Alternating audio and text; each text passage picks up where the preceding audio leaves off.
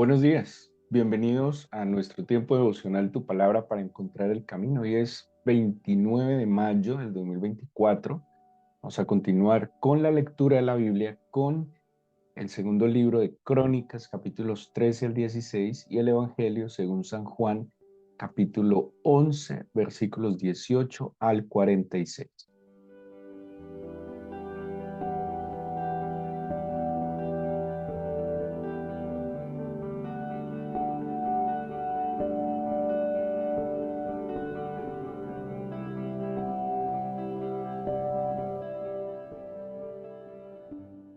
Les invito a que continuemos con la lectura del Evangelio de San Juan. Estamos leyendo y meditando sobre un extraordinario pasaje de la Biblia acerca de la resurrección de Lázaro, que, bueno, creo que nos deja muchísimas enseñanzas eh, dentro de muchas cosas de algo que creo que quiso resaltar el Señor Jesucristo en, en su vida para enseñarnos a nosotros.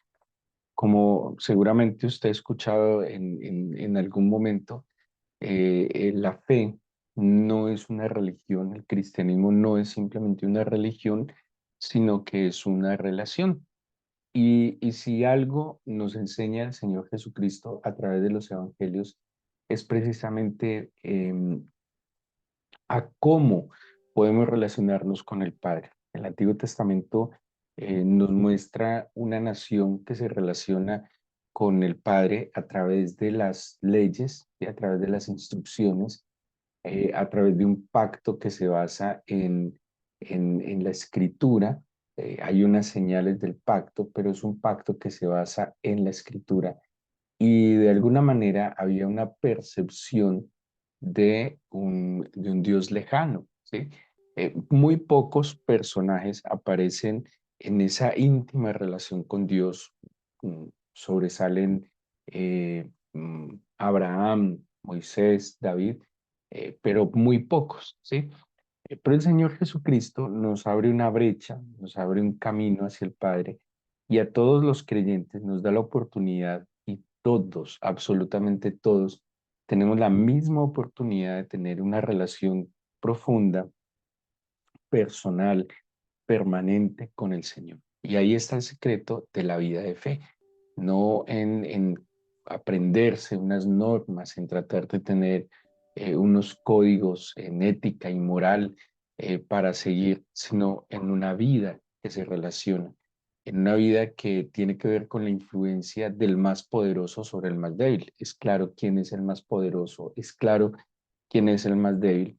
Y en esa influencia, pues darle la oportunidad también a otras personas que se puedan relacionar con el Señor. De allí que dice el apóstol Pablo que el Señor nos ha encomendado una misión, un ministerio, y es el ministerio de la reconciliación. O sea, llevar a que otros entren en esa relación con el Señor. Eso nos muestra claramente el Señor Jesucristo. De allí que el Evangelio de San Juan resalta algo muy particular en el Señor y es que todos los milagros y señales, como lo menciona el evangelista, que hace el Señor Jesucristo son fruto de la oración. Si usted lee detenidamente y lo tiene presente, todas las situaciones donde el Señor obra de manera sobrenatural son fruto de la oración del Señor. ¿Sí?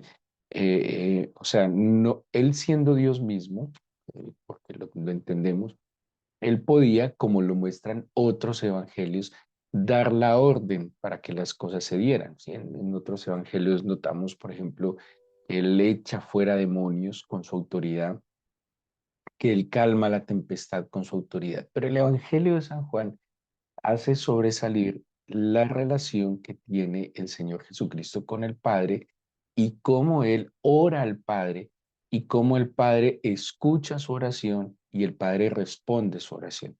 Ayer mencionábamos algo, que la oración no necesariamente puede tener la pretensión y no necesariamente no debería tener la pretensión de que mi oración mueve la mano del Señor, sino que mi oración me permite conocer al Señor, establecer esa relación con el Señor, entender su voluntad y humildemente pedirle que su voluntad se incline a mi necesidad.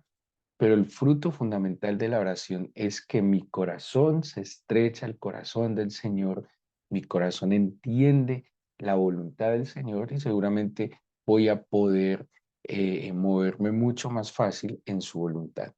Y el Señor Jesús o el evangelista Juan hace resaltar mucho la relación del Padre con el Hijo y cómo el Hijo constantemente está orando al Padre. En esta situación tan dramática, como lo hemos dicho, es la muerte de Lázaro, alguien a quien el Señor amaba profundamente. La situación era conmovedora, seguramente, como les dije ayer, el lugar donde ellos vivían era un lugar de paso para llegar a Jerusalén. Parece que eran conocidos, esta familia, seguramente eran muy queridos, eh, y fue una noticia muy impactante. Y dice entonces la Biblia que el Señor pues toma camino hacia Jerusalén, tenía que pasar por la casa de Lázaro, y dice el versículo 17 del capítulo 11 de San Juan: vino pues Jesús y halló que hacía ya 4 días que Lázaro estaba en el sepulcro. Betania estaba cerca de Jerusalén como a 15 estadios, es una distancia aproximada de 3 kilómetros. Dice, y muchos de los judíos habían venido a Marta y a María para consolarlas por su hermana. ¿Sí? Entonces, no solo habían personas que venían específicamente a acompañar en el duelo a estas mujeres, sino que había, lo que les mencioné, muchas personas que venían de afuera a la fiesta. El duelo en la cultura judía es un duelo que dura, si no me equivoco, una semana. Y en esa semana el duelo tiene una particularidad y es que se recuerda mucho al que partió, ¿sí? En tiempos modernos seguramente mostrarán fotos, mostrarán videos, se reúnen los amigos, comparten algún alimento y tratan de llevar ese duelo teniendo muy presente al que partió, recordando sus anécdotas, sus vivencias. Y generalmente en ese proceso de duelo están los familiares, están los amigos, y durante toda esa semana pues van a venir personas a ofrecer sus condolencias. O sea, ya está sepultado. Generalmente en nuestra cultura se acompaña a quien pierde un familiar los días, eh, el par de días antes de su sepultura, pero en la cultura judía, después de la sepultura, duraba casi, creo yo, una semana de este acompañamiento. Dice entonces el versículo 20, entonces Marta, cuando oyó que Jesús venía, salió a encontrarle, pero María se quedó en casa. Y Marta dijo a Jesús, Señor, si hubieses estado aquí, mi hermano no habría muerto. Mas también sé ahora que todo lo que pidas a Dios, Dios te lo dará. Bueno, aquí vemos como si los papeles se hubieran trocado un poco a lo que nos cuenta Lucas de Marta y María. Marta, en el relato de Lucas, nos dice que está ocupada con los oficios de la casa y María está a los pies del Señor. Y aquí en este caso es Marta quien busca primero al Señor, ¿sí? Dice que María se queda en su casa. Les digo que están con visita, entonces pareciera que en este caso los papeles se invierten y es Marta la que busca de manera prioritaria al Señor y María se queda en la casa. Pero noten lo que le dice Marta al Señor. De ninguna manera creo yo, no me parece que sea un reproche. Claro, usted puede acentuar y leerlo con tonos diferentes, pero a mí no me parece un reproche, simplemente le está reconociendo de que todo lo que el Señor le pidiera al Padre, el Padre lo hubiera hecho, y que si él hubiera estado allí, seguramente su hermano se hubiera sanado, ¿sí? Eh, mm, y lo menciona con una convicción, ¿sí? Y le dice claramente también, Señor, si hubieses estado aquí, mi hermano no habría muerto, pero también sé ahora que todo lo que pidas a Dios te lo dará. O sea, Marta está haciendo una declaración de fe impresionante sobre el Señor. O sea, mi hermano ya murió. Seguro que si estás acá lo hubiera sanado. Pero si has venido hasta este momento, sé, tengo la certeza que todo lo que le pides al Padre, Él te lo concederá. ¿Por qué?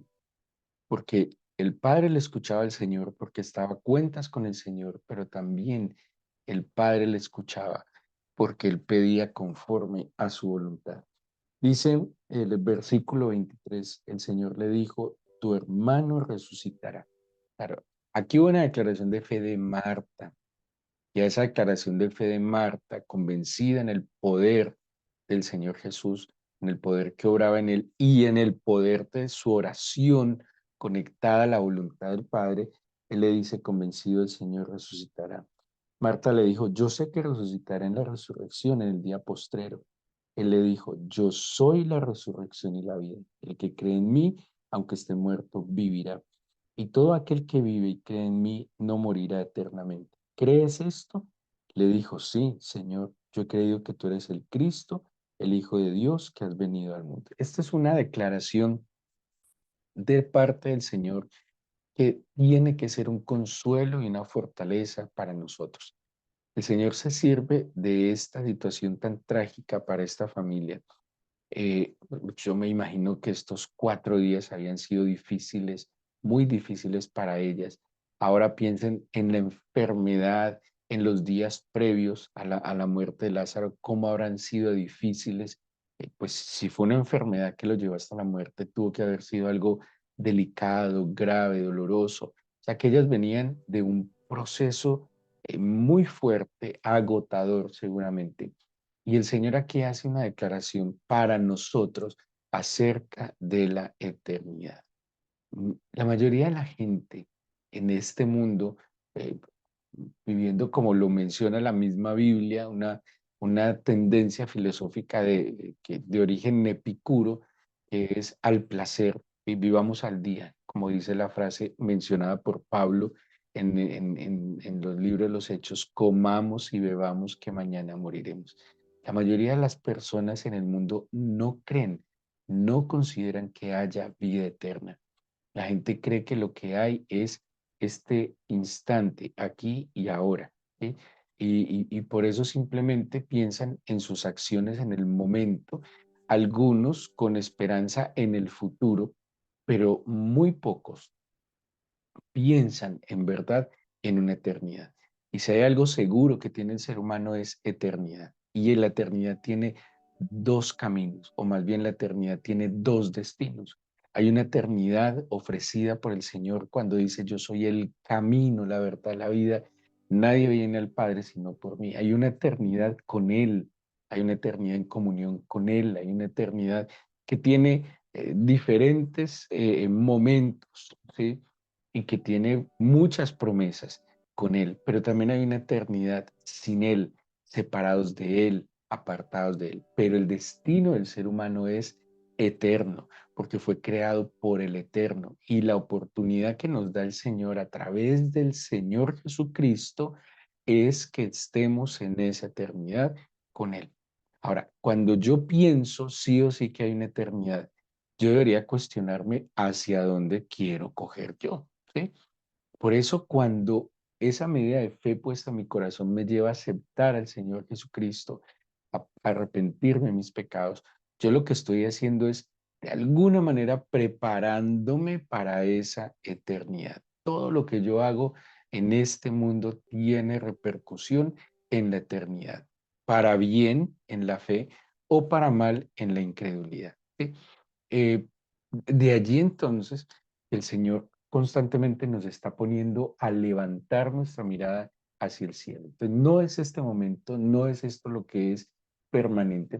Pablo dice incluso que las cosas que en verdad son las que no se ven. Esas son las cosas que permanecen. Y en esta declaración que le hace a Marta, está diciendo es que yo soy la resurrección, yo soy la vida. El que cree en mí, aunque esté muerto, vivirá. Esto es una, digámoslo así, una declaración que hace el Señor para que nosotros tengamos confianza y certeza de que lo que estamos viviendo aquí de su mano va a tener una repercusión en la eternidad. Dice entonces el versículo 28, habiendo dicho esto, fue, llamó a María, su hermana, diciéndole en secreto, el maestro está aquí y te llama.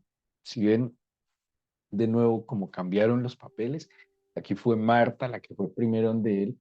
Dice ella cuando lo oyó, se levantó de prisa, vino a él. Jesús todavía no había entrado en la aldea, sino que estaba en el lugar donde Marta le había encontrado. Entonces los judíos que están en casa con ella y la consolaban cuando vieron que María se había levantado de prisa, había salido, le siguieron diciendo, va al sepulcro a llorar allí. María, cuando llegó a donde estaba el Señor, al verle, se postró a sus pies, diciéndole, Señor, si hubieses estado aquí, no habría muerto mi hermano. Le dijo tal cual lo que le dijo María, ¿sí? Perdón, lo que le dijo Marta. Eh, eh, Aquí hay una cosa así, un detalle muy particular de Marta y María. Dice que María se postró a sus pies, ¿sí? Marta dice que salió a su encuentro. Lucas, casi aquí sí corroborando el lugar favorito de María, los pies del Señor. Dice, se postró a sus pies, pero le dice exactamente lo mismo que le dijo su hermana. Él al verla llorando y a los judíos que la acompañaban también llorando, se estremeció en espíritu y se conmovió y dijo, ¿dónde le pusisteis? Le dijeron, Señor, ven y ve. Y viene luego el versículo 35, que es el versículo más corto del Nuevo Testamento. El versículo más corto del Nuevo Testamento, Juan 11:35, dice, Jesús lloró. Porque lloró, ¿sí? Él sabía que lo iba a resucitar, sí. Se lo había acabado de decir a Marta. Él sabía que él le iba a levantar del sepulcro. ¿Por qué Jesús lloró? Que lo dice los versículos que lo anteceden. Dice que cuando él ve a su hermana llorando, a los judíos que la acompañaban llorando, se estremeció en espíritu y se conmovió. ¿Saben qué vemos aquí? La sensibilidad del Señor Jesús ante el dolor de los demás. O sea, la conmoción que experimentó el Señor Jesús por el dolor de los otros.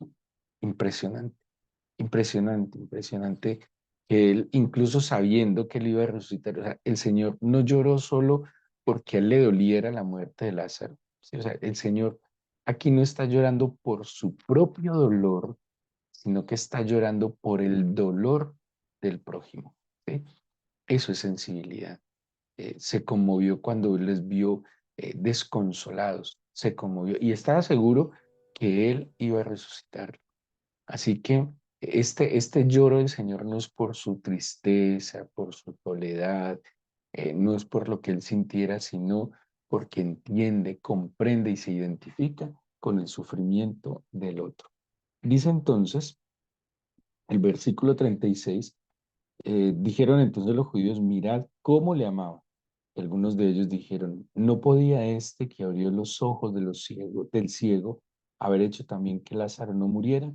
El Señor, profundamente conmovido otra vez, vino al sepulcro. Era una cueva y tenía una piedra puesta encima. Está describiendo la sepultura de los judíos en su época. Dijo, pues, quitad la piedra. Mira que aquí también hay cosas que son parecidas al tema del sepulcro del Señor, de cuando las mujeres van a ir a ungirle, cuando ellas se preguntan, ¿quién nos removerá la piedra? ¿Sí? Dice, quitad la piedra. Marta, la hermana del que había muerto, le dijo, Señor, hiede ya porque es de 4 días. Él le dijo, no te he dicho que si crees verás la gloria de Dios. Entonces quitaron la piedra de donde había sido puesto el muerto y el Señor alzando los ojos a lo alto, dijo, Padre, gracias te doy por haberme oído. Yo sabía que siempre me oyes, pero lo dije por causa de la multitud que está alrededor para que crean que tú me has enviado. Y habiendo dicho esto, clamó a gran voz, Lázaro, ven afuera, ven fuera. Y el que había muerto salió, atadas las manos y los pies con vendas, y el rostro envuelto en un sudario. Jesús le dijo, desatadle y dejadle ir. Varias cosas. Lo que les dije, Juan resalta que los milagros y señales del Señor Jesucristo son resultado de su relación con el Señor y de su oración al Señor conforme a su voluntad. ¿Qué le está diciendo el Señor acá? Yo sé que siempre me oyes, yo sabía que siempre me oyes. ¿Sí? Y si ustedes notan, la oración tiene similitud a otras oraciones que el Señor hace. Primero, dice, alza los ojos a lo alto. Segundo, le da gracias al Señor por haberle oído. O sea que pareciera que el Señor antes de llegar a la escena del sepulcro de Lázaro, ya venía orando, ya le había pedido al Padre que le permitiera resucitar. Habíamos hablado ayer que cuando él dice que la muerte de Lázaro era para la gloria del Señor, habíamos concluido, basado en varios comentaristas, que la gran gloria del Señor se daría en el desenlace de la muerte del Señor en la cruz y que esta situación de la resurrección de Lázaro iba a ser tan estridente, tan escandalosa, tan notoria, que iba a generar tal celo entre las autoridades del templo, pues que iba a terminar en la captura y en el juicio y en la muerte del Señor Jesucristo. Y esta muerte y resurrección sería la plena manifestación de la gloria del Señor, el cumplimiento del propósito para el cual el Señor había venido. Lo de Lázaro era un medio, una excusa. Así que el Señor, seguramente como ya sabía que era en la última semana, venía orándole al Señor por la resurrección de Lázaro y por todo lo que se venía. ¿Qué le dijo? Yo sé que tú me escuchas. Por eso le había dicho convencido a Marta, Él va a resucitar. O sea, seguro, Él va a resucitar en la eternidad también, pero ahora Lázaro va a resucitar. Estaba convencido porque fruto de su relación con el Padre, y ahí está el secreto de la relación. En verdad creo que nosotros eh, pues oramos, ¿sí? Y un descanso para el alma es tener la certeza que el Señor nos escuchó. Pero la otra parte de la relación es cuando Él nos habla, eh, que no es tan fácil, ¿sí? Eh, porque si estamos hablando de una relación del diálogo, la palabra diálogo, logos es palabra, día es un prefijo que significa dos vías, o sea que diálogo es palabras que van y vienen. La oración son mis palabras que van y la respuesta del Señor es la palabra que viene. Eh, lo que más tenemos nosotros es la escritura, pero también el Señor tiene otros medios para hablarnos. El Señor nos habla a través de las cosas creadas, así lo dice la misma escritura. El Señor también nos puede hablar por su espíritu, incluso a través de sueños o de, ¿cómo se puede decir? Al corazón el Señor nos puede hablar, sin duda alguna. Y, pero el punto es que, primero, qué tanto nuestras palabras llegan al corazón del Señor y qué tanto dejamos que las palabras del Señor lleguen a nuestro corazón. Cuando el Señor nos habla de que yo sé que tú me habías escuchado y Él habla convencido de lo que escuchó del Padre, claramente nos muestra que hay una relación estrecha y permanente que ha surgido del buen diálogo, o sea, de que tanto las palabras que van y las palabras que vienen se entienden, se comprenden, son claras y hay un conocimiento. Por eso, uno, de nuevo, es lo que yo oro, pero dos, tengo la claridad, la agudeza de escuchar y entender lo que el Señor me dice. Y ahí está un ejercicio que debemos hacer constantemente delante del Señor. Por eso, para poder entender y escuchar al Señor, el Señor siempre está hablando. A veces hay que aquietarse, hay que callarse un poco, acallar el alma, digámoslo así, como abstraerse de tantas voces para poder discernir la voz del Señor. Creo que a veces no es que falle la oración nuestra, sino que falla la manera como nosotros la escuchamos. ¿Qué nos está mostrando el Señor aquí? Que tanto Él ora al Padre, también Él comprende las palabras del Padre y se puede mover conforme a lo que el Padre ha determinado. Por eso era tan contundente, por eso era tan eficiente y eficaz, tan efectivo el Señor en su actuar, porque tenía una claridad en lo que el Padre tenía para Él y en lo que Él había expuesto al Padre. El Señor nos está dando este maravilloso ejemplo de cómo relacionarnos, de cómo permanecer en el Señor. Por eso dice, si permanecéis en mí, mis palabras en vosotros, pedid todo lo que queráis y os será hecho. ¿Por qué? Yo no voy a pedir cosas ilógicas, contrarias a la voluntad del Señor, porque si lo que permanece en mí son sus palabras, como dice 1 Juan 5, yo voy a pedir conforme a su voluntad. Así que ahí está, el Señor nos abrió el camino y la brecha para que nosotros hoy no andemos solos, para que no estemos cogiéndonos de los cabellos y agarrándonos del techo, sino doblando nuestras rodillas, abriendo nuestro corazón, poniendo delante de Él todos nuestros asuntos y pidiéndole que en cada uno de ellos nos dé su palabra y nos dirija. Es un regalo, es un privilegio. La oración no es la obligación del cristiano. La oración no es un requerimiento del cristiano. La oración es el privilegio del cristiano. Usted hoy se puede acercar a Él, verle cara a cara, escucharle, estar a sus pies como María. Usted puede recibir de Él el consuelo, la dirección, la fortaleza, el perdón, la misericordia, la dirección, la ayuda. Que su presencia esté con nosotros, que Él mude nuestro corazón. Tal vez la oración que le estamos haciendo, Él nos dirá, no, este no es el momento, pero seguro nos fortalecerá. Tal vez sí sea el momento, y tal vez esa oración que o esa necesidad solo esté el Señor esperando que oremos convenientemente. Como sea, es nuestro privilegio, nuestro regalo, el que hoy tengamos de nuevo vida y podemos orar de todo corazón a nuestro Padre. Así que oremos, dispongamos nuestro corazón para entregar este nuevo día al Señor.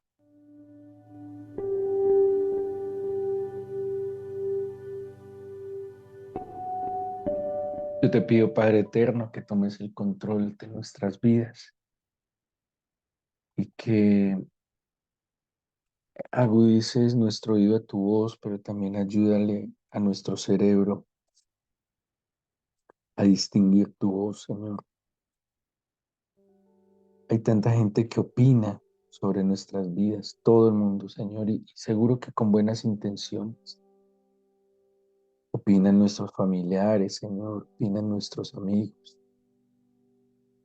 y seguro que todos quieren lo mejor para nosotros, pero es que quien conoce lo que en verdad es conveniente, quien conoce lo que en verdad nosotros necesitamos, eres tú. Y es tu voz la que necesitamos escuchar y que nos guíe. Ni siquiera la nuestra voz, como proviene de nuestro corazón, puede ser muy engañosa, pero tu voz no. Enséñanos a orar, pero también enséñanos a escucharte, a creer, a entender y a tener la disposición para obedecerte. Qué bueno poder decir con la certeza que nuestro Señor Jesucristo decía, Padre, sé que me escuchas, yo sé que me has escuchado, que yo pueda tener la certeza que mis oraciones llegan a tu corazón porque estoy sin pecado, porque me he confesado, porque me he arrepentido, porque no tengo nada contra mi prójimo y sé que mi prójimo no tiene nada contra mí. Qué bueno tener esa certeza que mis oraciones traspasan, Señor, hasta tu corazón. Ese es un primer paso. Pero también, Señor, escuchar tu respuesta. Y tu respuesta puede ser seguramente sí o puede ser no, Señor, o puede ser llegar el momento. Por eso yo te pido, Señor, que nos ayudes en la práctica, que nos ayudes, Señor, a que nuestra vida se ajuste a ese plan divino de bendición, de salvación. Yo te entrego este día, Señor. Entreguémosle este día al Señor, pidámosle su bendición, su ayuda y su respaldo. Agudiza nuestros sentidos y hoy déjanos escucharte. De alguna manera háblanos a través de mi estudio de la palabra, a través de un consejo, a través de la creación. Háblame al corazón y que tu palabra hoy me consuele, me dirija, me fortalezca y que tu palabra traiga vida, libertad y paz a mi corazón. Gracias, Señor, porque estás con nosotros, porque escuchas nuestra oración. En el nombre de Jesús. Amén.